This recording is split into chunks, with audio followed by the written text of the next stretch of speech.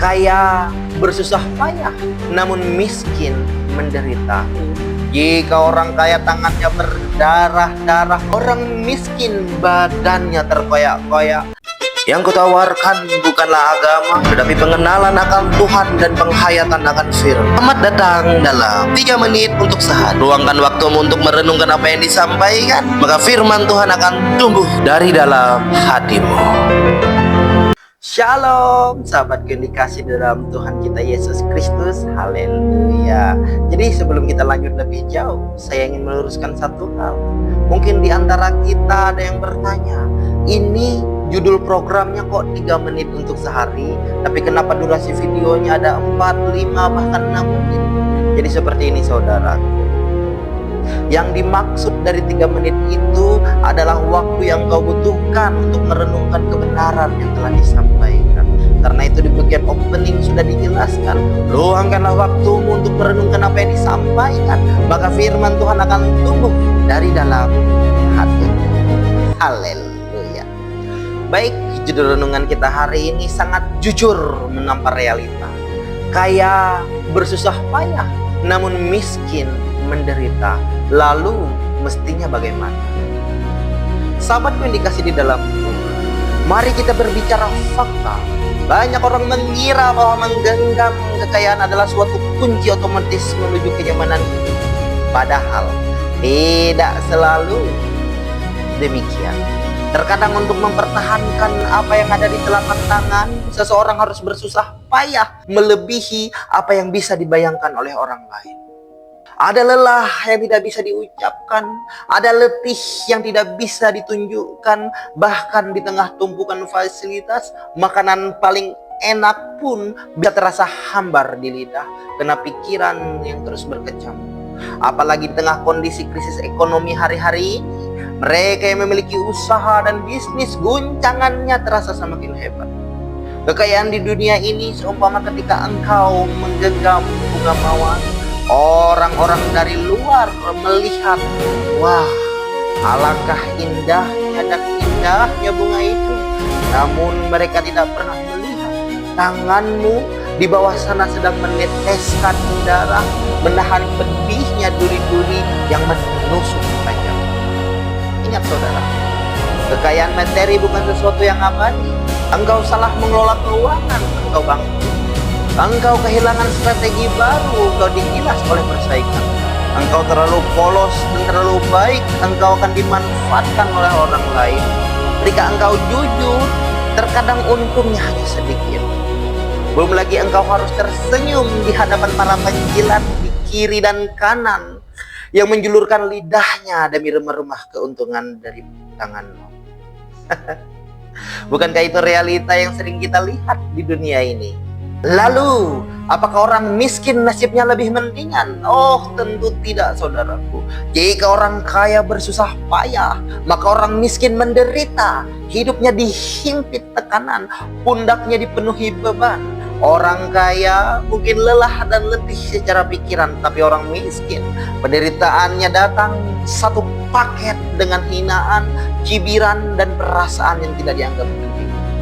Ketika ada acara keluarga, orang kaya disambut di depan dengan karpet merah, sementara orang miskin jangankan disapa, bahkan keberadaannya kadang tidak diperhitungkan, tidak dianggap penting. Kehadiran orang yang kekurangan seringkali dianggap sebagai angin lalu.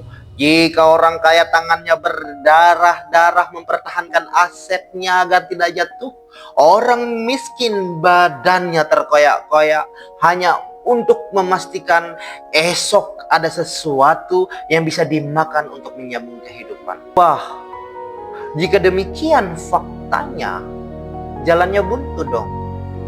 Kaya bersusah payah hingga hatinya hampa, sedangkan miskin menderita tertekan dan dipandang hina. Lalu apa yang harus kita perbuat terhadap realita pahit ini? Apakah menggambil tali lalu menggantung diri? Oh, itu bukan solusi saudara. Itu adalah kebodohan terbesar, dan itu adalah jalan tol menuju kebinasaan kekal dalam lautan api yang lantas, bagaimana mestinya? Mari kita belajar saudaraku dari seseorang yang pernah mencicipi kedua kutub kehidupan.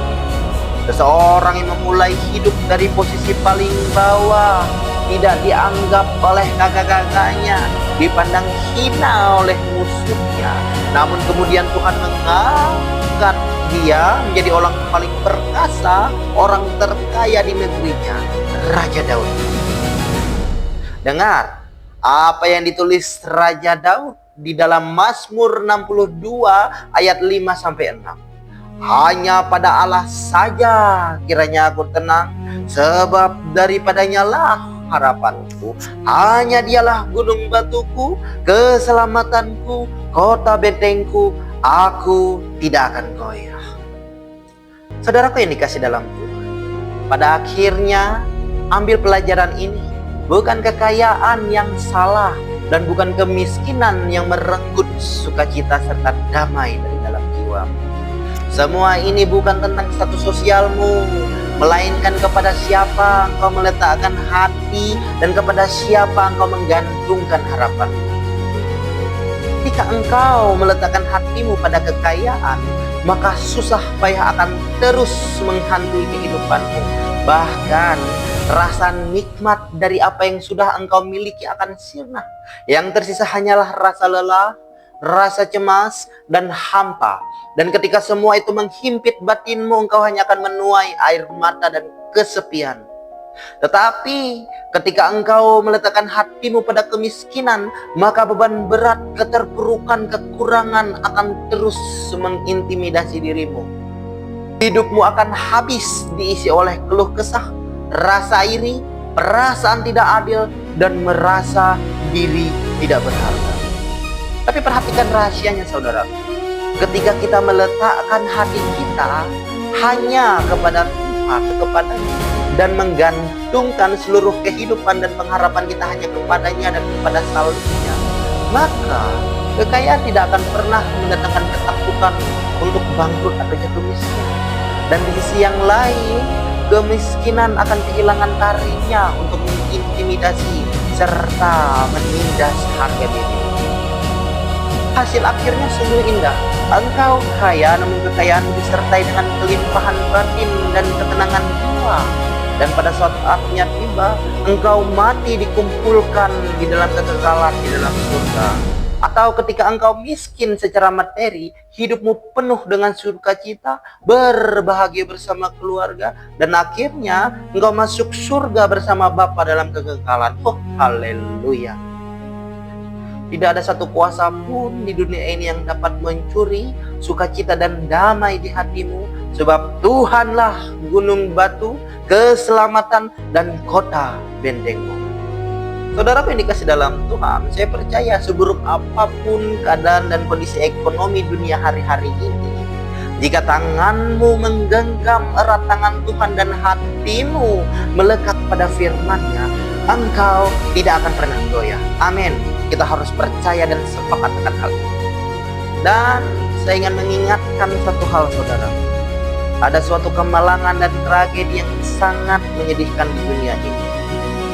Dan paling yaitu apabila seseorang sudah hidup miskin, penuh penderitaan, terpuruk di dunia, tetapi di dalam hatinya ia tidak percaya dan tidak memiliki iman kepada Tuhan. Lalu ketika ia mati, ia masuk neraka. Artinya dunia akhirat isinya penderitaan total. Saya berdoa jangan sampai ada sahabat 3 menit yang nasibnya seperti ini. Jadi sahabat yang dikasih di dalam Tuhan, akhir kata, taruhlah hatimu di tempat yang paling aman, yaitu pada genggaman tangan Tuhan. Dan saya percaya sukacita dan damai sejahtera akan menyertai dan memberkati kita semua. Kemiskinan tidak akan mengintimidasi kita, dan kekayaan tidak akan menghimpit kehidupan kita. Haleluya, Tuhan Yesus memberkati. Shalom! Cuma butuh 3 menit untuk mengubah harimu. Yuk bertumbuh bersama dalam iman di channel 3 menit untuk sehari. Pastikan kamu sudah klik tombol follow, like, dan subscribe di YouTube, TikTok, dan Facebook ya. Tetap semangat, Tuhan Yesus memberkati.